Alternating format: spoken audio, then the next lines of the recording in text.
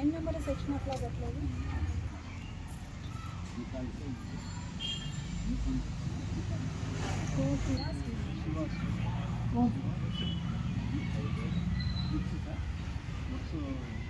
అతను ఇచ్చిన డబ్బులు ఒక్కొక్కరికి.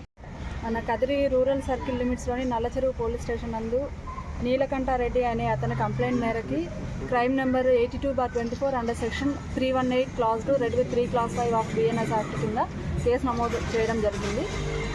ఈ కేసులో అంటే ఇది primarily cheating case. Complaint Neelakanta Reddy దఫదఫాలుగా ఇతనికి మొత్తము అక్యూజ్డ్కి 90 లక్షలు, అతనితో పాటు మిగిలిన 18 మెంబర్స్ మొత్తం కలిపి 2,26,34,450 రూపాయలు ఇతనికి ఇవ్వడం జరిగింది. ఇతనితో పాటు మెయిన్ అక్యూజ్డ్ బెస్తా ఓబ్లేష్, ఇతను ఊరికి ఒక్కొక్క పేరు పెట్టుకొని సర్వై అవుతుంటాడు. Original name Bestha Obulesh, native of Kappalakonda గ్రామం, గార్లదిన్న మండలం, అనంతపూర్ జిల్లా. ఇతను ఒక్కొక్క ఊరిలో ఒక్కొక్క పేరుతో అలియాస్ బెస్తా ఓబ్లేష్, అలియాస్ మహేశ్వర్ రెడ్డి, మనోహర్ రెడ్డి, ఛత్రపతి, సుబ్రహ్మణ్యం శెట్టి, ఇలా పలు రకాల పేర్లతో ఒక్కొక్క ఊరిలో ఒక్కొక్క పేరుతో చలామణి అవుతుంటాడు. మనకి నల్లచెరువు లిమిట్స్లో మహేశ్వర్ రెడ్డి అనే పేరుతో ఇక్కడ ఇతను వచ్చి, ఇతను ఏమో ఏంటంటే జనరల్గా మనకి హైవే పైన కొంచెం బాగా వెల్ సెటిల్డ్ ఉన్న ఏరియాస్, ఎక్కడైతే పబ్లిక్ దగ్గర మనీ ఫ్లోటింగ్ బాగుంది అనే ఒక ఏరియాస్ని ఐడెంటిఫై చేసుకొని ఆ ఏరియాలో లోకల్లో ఒక పర్సన్ ద్వారా ఒక రూమ్ కానీ ఒక వెహికల్ కానీ, ఇతనికి ఎక్కడ కూడా సొంతంగా ఒక ఐడెంటిటీ ప్రూఫ్ అనేది లేదు, ఆధార్ కార్డు అని మరి ఏ ఇతర ఐడెంటిటీ ప్రూఫ్ లేదు.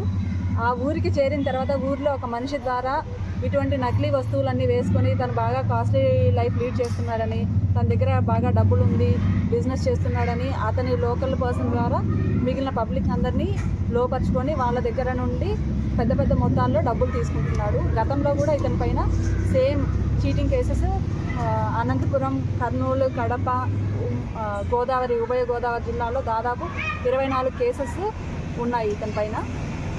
ఇతను ఇది ఎలా స్టార్ట్ చేశాడంటే, గతంలో ఇతను పల్లెటూర్లలో మనకి తెలుసు చక్కెర ఎర్రగడ్డలు, ఇనుప సామాన్లకి చక్కెర ఎర్రగడ్డలు అని అమ్ముకుంటూ వస్తారు. ఆ విధంగా ఇతను పబ్లిక్ నుండి ఇనుప సామాన్లు తీసుకొని దానికి బదులుగా చక్కెర ఇస్తూ లోకల్లో పబ్లిక్ ఎవరి దగ్గర డబ్బులు ఉంది, ఎవరి లైఫ్ స్టైల్ ఏంటి అని పబ్లిక్ని కొంచెము బాగా అలవాటు చేసుకున్నాడు.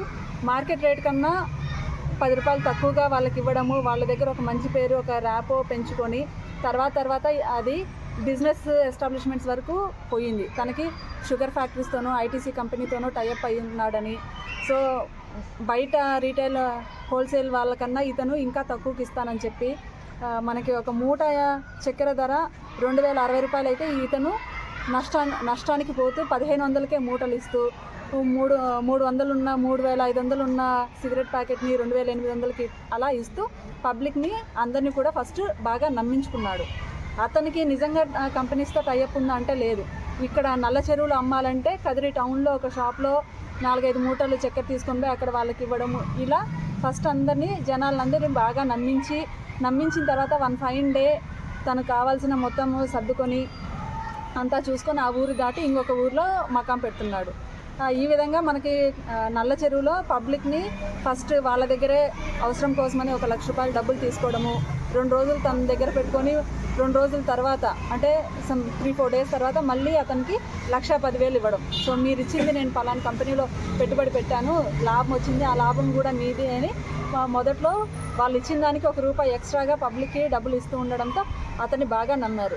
ఈ క్రమంలోనే తను ఈ హైఫై లైఫ్ స్టైల్ వాళ్ళకు కూడా కొంచెం బయటికి టూర్లకు అలా తీసుకెళ్ళడం, వాళ్ళకి లిక్కర్ ఇలాంటివన్నీ అలవాటు చేయడము, అదంతా చూసి పబ్లిక్ అతన్ని బాగా నమ్మి వాళ్ళ దగ్గర స్తోమత లేనప్పటికీ చుట్టుపక్కల వాళ్ళకున్న నెట్వర్క్లో వాళ్ళు అప్పులు చేసి అధిక మొత్తంలో ఇతనికి ఈ భారీ మొత్తం 2,26,34,400 రూపాయలు ఇతనికి ముట్ట చెప్పారు. ఇందులో భాగంగానే గొర్రెలు కూడా ఓకే. సో ఇతనితో పాటు ఎక్కడికి వెళ్ళినా కానీ సొంత ఫోన్ ఉండదు. ఆ లోకల్ పరిచయమైన వ్యక్తుల ద్వారానే ఒక సిమ్ కార్డు, ఒక ఫోన్ తీసుకోవడం, అక్కడ నుండి వెళ్ళిపోయేటప్పుడు ఆ సిమ్ కార్డు, ఫోన్ 2 డిస్కార్డ్ చేయడము, ఇలా చేయడం జరిగింది. సో లాస్ట్కి మిగిలిన డబ్బులు ఇతను విలాసాలకి టూర్లకు వెళ్ళడము, సొంతంగా విలాసాలు ఖర్చు పెట్టుకోవడం, ఇలా మొత్తం అయిపోయిన తర్వాత తను అనుకున్నదంతా నెరవేరిన తర్వాత అప్పుడు సమ్ అదర్ ప్లేస్ ఐడెంటిఫై చేసుకొని అక్కడ ఇదే ధోరణితో మళ్ళీ ప్రజల్ని మోసం చేస్తూ జనాలని మోసం చేస్తూ ఈ డబ్బులు సంపాదిస్తున్నాడు. ప్రజలు కూడా మీడియా ద్వారా ప్రజలను కోరడం ఏంటంటే, మీ లిమిట్స్కి ఎవరైనా గుర్తు తెలియని వ్యక్తులు వస్తే పరిచయం లేని వ్యక్తుల్ని అంత ఈజీగా నమ్మకండి, నమ్మి మోసపోకండి. మన నమ్మకమే మనల్ని ఇబ్బంది పెడుతుంది.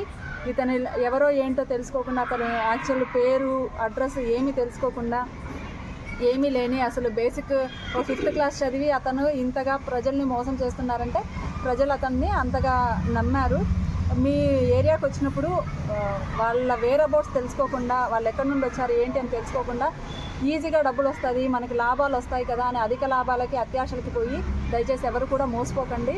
ఇలాంటిగా ఇతని చేతిలో మోసపోయిన ఇంకెవరైనా ఉంటే దయచేసి బయటికి వస్తే ఖచ్చితంగా కేసులు కట్టి మేము ఫర్దర్గా ఇన్వెస్టిగేషన్ చేస్తాం. ఇన్వెస్టిగేషన్లో భాగంగా అతని పబ్లిక్ ద్వారా తీసుకున్న డబ్బులు ఎప్పటికప్పుడు బుక్స్లో రిజిస్టర్స్ మెయింటైన్ చేస్తూ దాంట్లో ఏ మనిషి దగ్గర ఎంత తీసుకున్నాను, వాళ్ళ అడ్రస్లు, వాళ్ళ దగ్గర నుండి ఏ డేట్న ఎంత తీసుకున్నానని చెప్పి వాళ్ళకి తిరిగి రసీదు ఇచ్చేవాడు.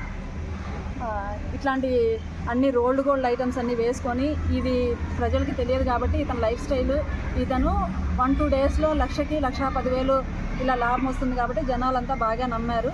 దయచేసి అందరూ జాగ్రత్తగా ఉండండి. ఎవరైనా మీ దగ్గరకు వచ్చి ఇట్లాంటి ఈజీ మనీ మేకింగ్ ప్రాసెస్కి ఎవరు కూడా అలవాటు పడకండి.